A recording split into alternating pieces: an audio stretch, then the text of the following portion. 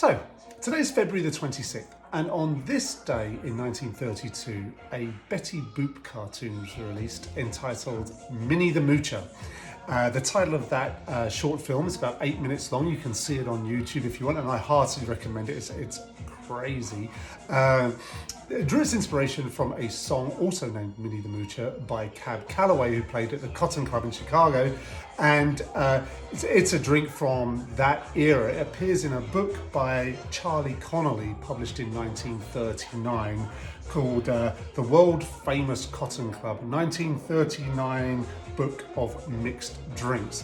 And this drink's been adapted over the years, but I've decided to go for a stronger version, the original version in the 1939 book, mostly because it's been a long week with Russia declaring war essentially on Ukraine, invading and trying everything possible to get us to World War III. It's a terrible time. I'm going to come up with a drink for that at some point, but I wanted a nice strong drink. It's the weekend, and I feel we all need one. That whole World War III thing, though, does remind me of a sketch in Not the 9 O'Clock News once. They did a satirical TV show in Britain when I was growing up, and they had Pamela Stevenson, I think it was, saying the news story that this is the 80s, don't forget, and just saying that something along the lines of, President Reagan has decided that because the United States was a little late for the First World War and a little late for the Second World War, he was going to be extra early for the Third World War. And that feels like what Putin's doing now. It feels like what Reagan was doing with the Star Wars program. So yes, I feel we need a strong drink to sort of just make sense of the world a bit. So it's a great drink. It's a 1930s drink. I've gone with the recipe as it was published then, as I've mentioned, but someone like Simon Difford reduces some of the ingredients. I'm going to start with an ounce of dry gin. In his recipe, it's toned down just a little bit to 5/6 of an ounce, I think. I spilled a little bit of there, but I'm not going to worry about that too much. Next, I'm going for 1 ounce again of dry vermouth. I'm using Noyer Prat, the French vermouth, not Italian. Try not to spill this. 1 ounce of that too. In the Difford's recipe, it's 2/3 of an ounce. And then Benedictine, to give us some of that really herbaceous, interesting, complex taste.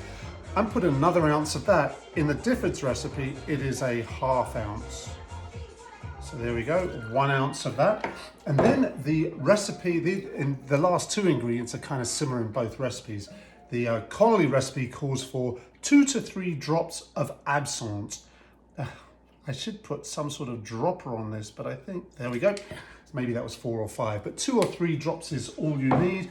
And a dash of Angostura bitters, like so.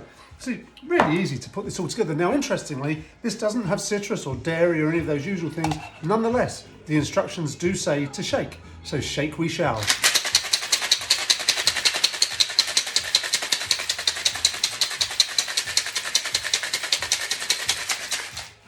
That should do that. I could hear all that ice crashing away in there.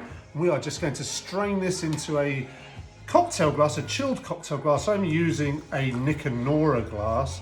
It seems kind of appropriate for the era.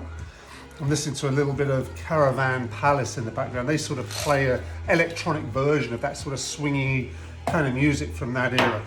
No garnish on this. So there we are. We'll see what we've got.